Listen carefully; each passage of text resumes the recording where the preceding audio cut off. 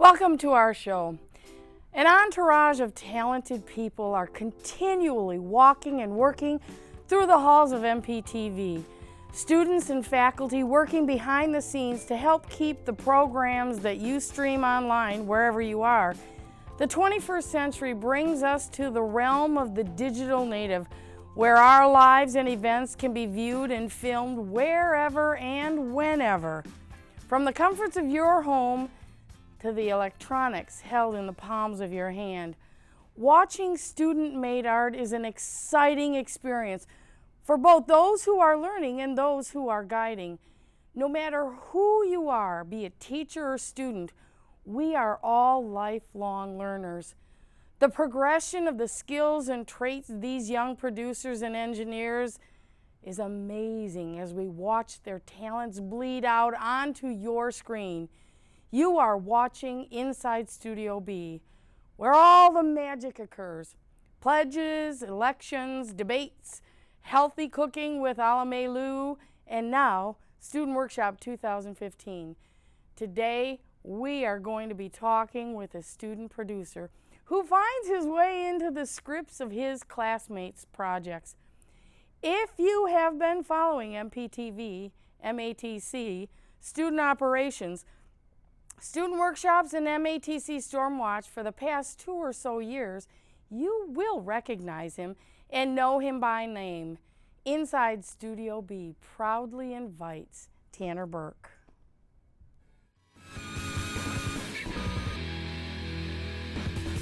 Hello, my children. Welcome back to Stormwatch. Yes, I'm your host, or should I say, a self-portrait of your host, Fancy Man Tanner Burke.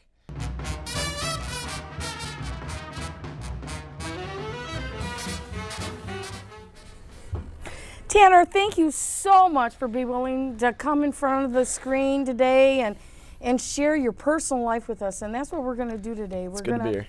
We're going to find out who you are, where you came from, and what motivates you and trips your trigger. Sure, why not? First of all, tell us your full name. My full name is Tanner Daniel Burke. And the Daniel comes from my uncle, actually, so it's kind of cool to be named after another family member. So okay. I like it. It's a good name. It can stay. It is. It is. Now tell me, what ethnic origins do you have? The Burke name is it's German and Irish, so I'm about like half German, almost half Irish. So I pride myself in that very much. So yeah. Mm-hmm. So tell me, are you from Milwaukee originally? Where were you born? I'm from Buffalo, New York. So I'm a huge Bills fan. How sad. Yeah, it's pretty sad. I get made fun of on a regular. Well, when you're born in the middle of 4 straight Super Bowl losses, you're kind of born into it. You know, you don't choose to be a Bills fan. You're chosen, if you will. So, I love Buffalo, but I love Milwaukee. Milwaukee's a great place to be, and I'm happy where I'm at. So did you grow up in New York? I grew up in Buffalo, and I moved away about 5 years ago to Milwaukee, and I love going back, but like I said, Milwaukee's a great place to be, so I'm happy here. So are you converting to the Brewers and the Packers, though? That's a better question. You know, the more and more I watch the Packers and the more I watch the Brewers, the more and more I get involuntarily attached to them with everybody like pride in the Packers and the Cheeseheads and whatnot. I'll consider them my NFC team, so I will root for them for sure. Well, Milwaukee has a magnetism about it. Tell me something. What's your father's name? My dad's name is Thomas Raymond Burke Jr. He is the second Thomas Burke in a line of TRBs. Ah. My grandfather was Thomas Raymond Burke Sr. My brother is Thomas Raymond Burke III. So a lot of T's in our family, but he's a good guy, and I get a lot of my dad humor from him. So what's your dad do for a living? My dad he met a business partner in Milwaukee actually, and they started a business out in Buffalo in like the insurance industry, and he started it from nothing, and that's kind of how my parents ended up in Buffalo. I have lots of family members in Milwaukee. My mom's from Milwaukee, so that's kind of how I came back out here. But that's how my dad met my mom here and met a business partner, and they moved to Buffalo. So your mom's from Milwaukee. What's her name? My mom's name is Wendy Rickard Burke. So if there's any Rickards out there that are watching, love you guys. She's a wonderful lady. I get a lot of my creativity from her, and so the creativity from my mom and the humor from my dad kind of they blend nicely together. So they're good things. So outside of working out of the home as parents and husband and wife, what does your mom do? My mom is a full-time committed mother. She's a very loving person, and she's very committed to making sure that my brothers and I are on the right track and getting everything done in a timely manner. And she sends me. She loves scrapbooking, so she sends me handmade cards all the time. I got one for Valentine's Day that she made, and it almost made me cry because she always puts like some old pic. She'll throw like random pictures in there, and she kept some really interesting ones in there this time of me from when I was a kid, and all of which are embarrassing. So it's always great. So I heard you tell your brothers. Mm-hmm. So how many children are in your family? I have two older brothers, both of which picked on me on a regular basis when I was growing up. I realize now, and I think they realize too, ever since the longer I'm away, because I only go home, I'll only be home like once or twice a year, so I very rarely get to see them. But now that I'm away, we realize that we're all the same person. So it's kind of like, it was all for naught when we were growing up, them making fun of me and us beating each other up or whatnot. But that's just that's brothers, as kids. And I'll say things now, or I'll do things like when I'm acting or like on camera that I'm like, whoa, like that's what TJ would do, or that's what Trever would do, and it's kind of funny to see how related we actually are after all these years. So you really, what I'm hearing you say is you're gathering some of your acting skills from some of your family experiences. Yeah, my confidence for sure stems from the humility that I had to deal with from my brothers, and how little I actually got to hang out with them or whatnot. They made fun of me a lot, so it was. So you take it made me grow. You take your family and you build a career in theater. We have a video that surprisingly is not in your demo reel. Here it is, Tanner, and his playground PSA. Oh boy. 9 out of 10 kids will try eating on a playground. 8 of those 9 people will be eating cheese balls. 7 out of those 8 people will die while eating cheese balls. Come on. Let's not let our kids eat cheese balls on the playground. Swings. They're beautiful things. It's not all it's cracked up to be, though. You can come out here and you can have fun, play around, do your little swing-a-dings, your frizzle-frazzles. But what you gotta keep in mind is the fact that swings can be dangerous. Lost a lot of kids out there on those playgrounds. Now the thing is, on these playgrounds, you need to be aware of the fact that there shouldn't be any lollygagging, no dips and doodles, no frizzle-frazzles, you know what I mean, no bullying. But underdogs are okay. We need to take advantage of these moments, cherish them.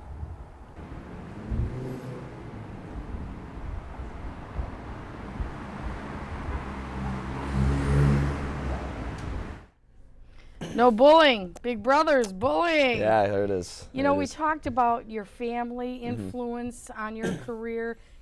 Not only does family influence your career, but so does your schooling. Tell us a little bit about where you went to high school and how what events in your high school career helped make me who I am. Yeah, exactly. Well, I when my oldest brother graduated from high school, I saw one of his really good friends give a speech at graduation, and I was in the 7th grade, and I saw that and I was like, how cool is that your friend can go up in front of all of his peers and send them off into their lives, So in the 7th grade, I had that thought, and I was like, I have to send my friends off like that. So I ran for class president, and I re-ran every year, and by the time my senior year came along, I was given a speech at graduation, which was the hardest thing I've ever had to do, was to speak in front of thousands of people just staring at you as an 18-year-old, expecting you to like know what to do and whatnot. And having that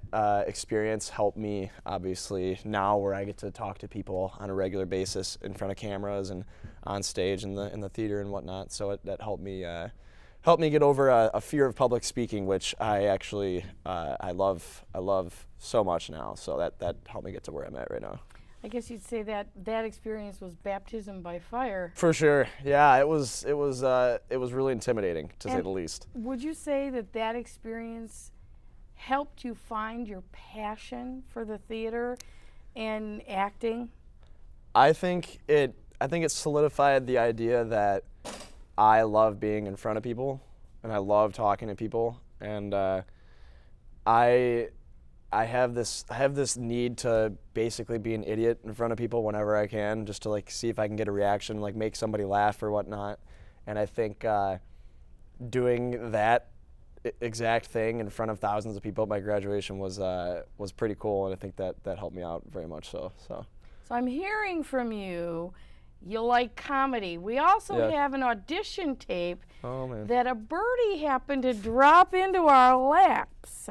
I hope you're ready to see this, because you know what? I am. Stop making fun of me!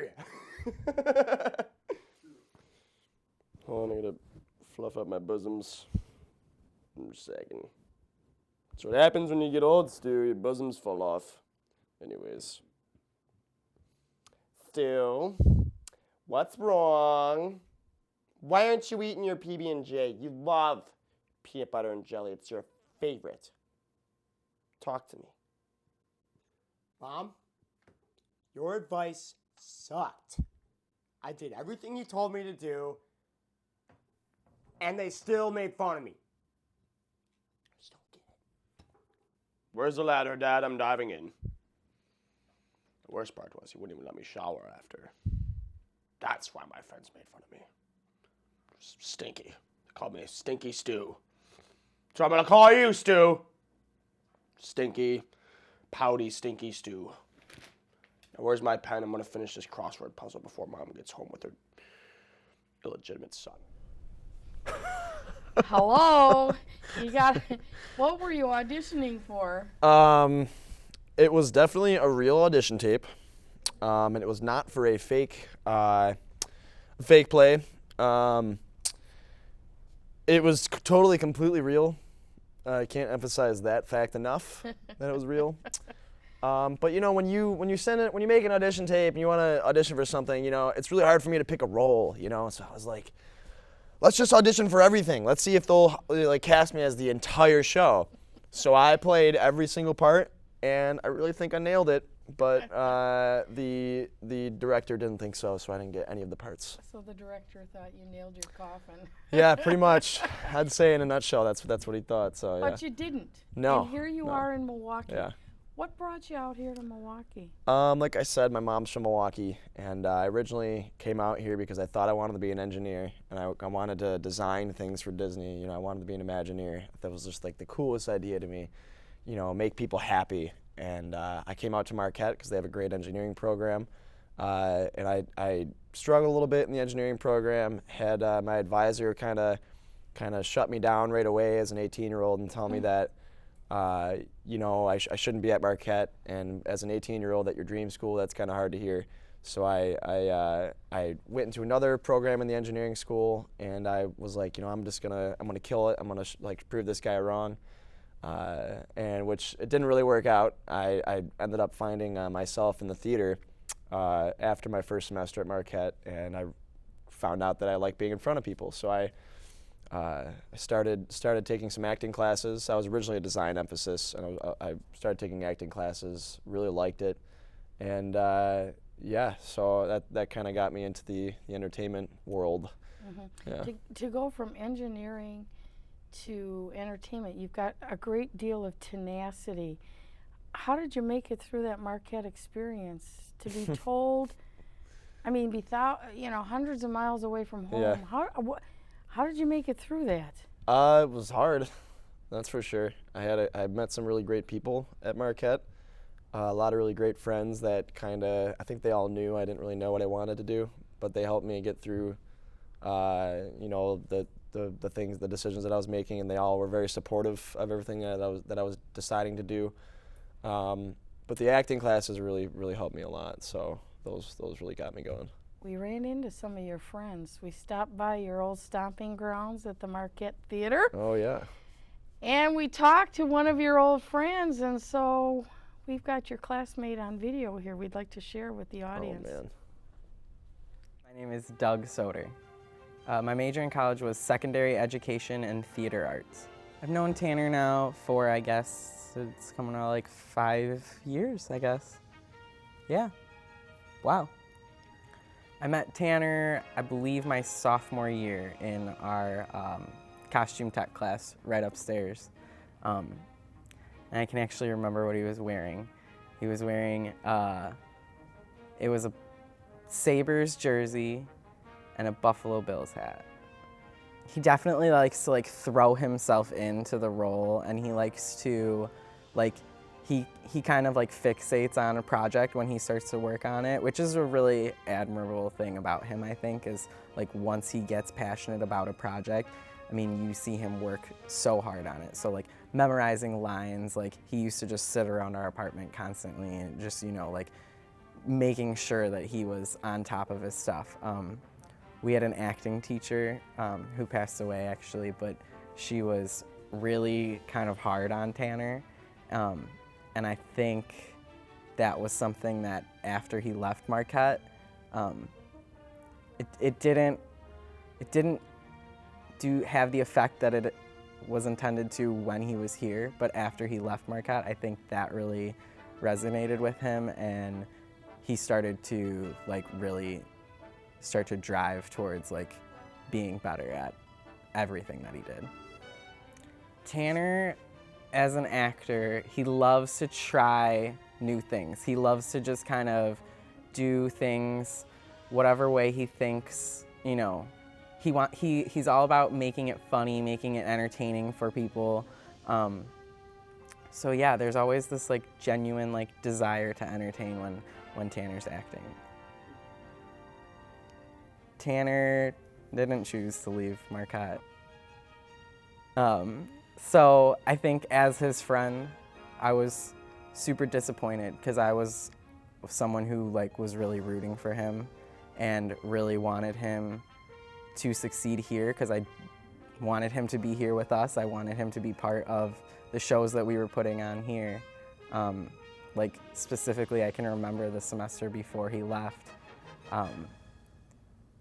We were working, my directing class and his lighting design class were working together on a project, and the teacher was taking attendance right before the time that class started, and the teacher said, "Oh, I don't have to worry about Tanner because we know he's not going to show up." And I actually stuck my neck out and was like, wait a minute, class hasn't even started yet. I talked to him last night. He said he's coming, he's going to be there. Don't worry about it, give the kid a chance. Sure enough, Tanner didn't show up, and I was super bummed about it. Yeah, Tanner is a completely different person from the person that I met up in the costume shop my sophomore year. After he left Marquette, there was this period of, he was really sad. He had some things happen to him, and you could tell that he wasn't Tanner's just a really goofy, funny guy, and he's always the life of the party, and that part of him was totally missing. And I think he had broken up with his girlfriend and the whole Marquette thing, and a lot had just happened that had kind of bummed him out. And I think when he got into the program at MATC and he kind of found something, like I said, when he gets really passionate about something, he throws himself in. So he found something to throw himself into. And at first, I think it was just kind of something to distract himself. But as he started to get more involved and really learn to love, he started to just love broadcasting and television and all that kind of stuff that he was doing. I think that kind of totally changed the way that he worked. He was, you know, getting up early. He was being on time for things. He was getting dressed up every day to, you know, look dressed to the nines. I mean, he still wears those stupid Bills and Sabres crap, but I mean, kid can rock a suit and a tie pretty well too. So I think it was totally a life-changing thing for him, and he's still that like goofy, like funny, entertaining guy, but now he's just a really hard-working, funny, entertaining guy. I mean, Tanner is, like I said, a natural-born kind of performer. He has what I call dad humor. Like, his jokes are so like cheesy and dumb, but you can't help but like crack a smile because they're so funny. And I think that him really getting like the experience from MATC and MPTV has just like made him better at everything that he does. I think he's like best at like what he does. So once he starts a project or once he has like a job, he throws himself into it. So I think one of the Tanner's qualities that makes him so successful in any kind of work that he does is that he's just a really charming guy. He, like as a server, like I know he's really good at like charming the customers and making them feel really important. And as like I'm sure like when he does like broadcasting and things like that, he's just very like gregarious and you know, he puts a smile on people's faces. In 2 sentences or less, at Tanner's eulogy, I would probably say, thank you for showing me that it's not all about what you perceive in a person when you first meet them, and that when you really dig deep down into it, you can find friendships in really unexpected places. And I would say, too, that I really hope that there are no ovens in heaven for you to leave on at night. Tanner, Yeah. Marquette definitely was a life changer for you. Yeah. Sounds like there was some stuff going on there that sounds deep. Are you willing to share with the audience your side of the story? What happened? Yeah, you know, first off, I just want to say I may or may not have left the oven on at night a couple times. Doug and I were roommates for a while, and with our other roommate Hannah, and I may or may not have left the oven on at night once or twice. But they were great, and they helped me you know, kind of get past that, and they knew I felt bad, and no one died, so no harm, no foul. Just it smelled like burnt pizza in our apartment for about a month. That was your sign. Culinary school was not for you. Yeah, I thought about it. I was like, oh, maybe I can be no, I'm not gonna be a chef. But share with us what happened at Marquette. You know, Doug brought up a good point. I had a professor who, I mean, in addition to, you know, my engineering advisor who didn't really point me in any direction. He just told me I should leave the school, which was really hard. I got into the theater, and I didn't really know what I wanted out of it.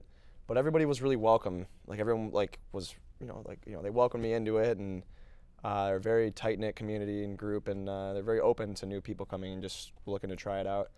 I had a professor though when I started taking acting classes, and the first time I did something in front of her, she really loved it, and she was really happy to have me there. And but she slowly started picking on me in class and like singling me out in class, and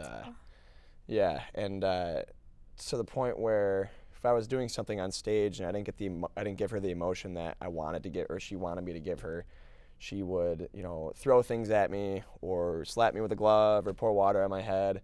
And I'm a pretty stubborn person, so you know, I just I kind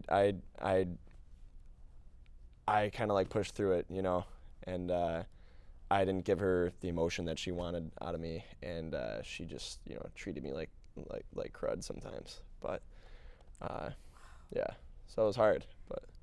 And you know, so that tenacity brought you here to MATC. Yeah. How are you doing here? How are you feeling here? You know, the thing is, like, when I left Marquette, I had every intention of going back, because when I left, I had more advisors and more people tell me, because I mean, I'll say it flat out, I got kicked out because my grades were not good, and that was really hard for me when I'm halfway across the country from home, and I'm alone. I was 18, 19 years old. You know, that's a lot for somebody to take in, and that happened the summer of 2012, and that happened right before my grandfather passed away. He was a big influence in my life, and he, you know, it was the first time I'd ever had somebody who passed away, and like, you knew, like, he was in hospice for a while, so he was really sick for a long time, and I had never had that kind of experience before. So when we went out to visit him, you know, my dad's family's all talking around his bed, and he stops in the middle of the conversation and says, you know, Tanner, keep your head up, which, you know, being 18 years old, 19 years old, that's, you know, I didn't really know what he meant, you know. And then I got the letter saying that I got kicked out of Marquette, and it was almost like he knew, like, it was going to be a tough time. He knew what was going to happen. Yeah. Tanner, I've got to tell you something. You are going to be great. Oh, thank you. You're going to take the really good experiences in your life, and they're going to help you be a great actor. And you're going to take this experience in your life, and it is going to help you be a great actor. Totally. This has been Inside Studio B. Tanner, you're going to be great. I'm excited. And Thank you so much. I'm glad to be here. So.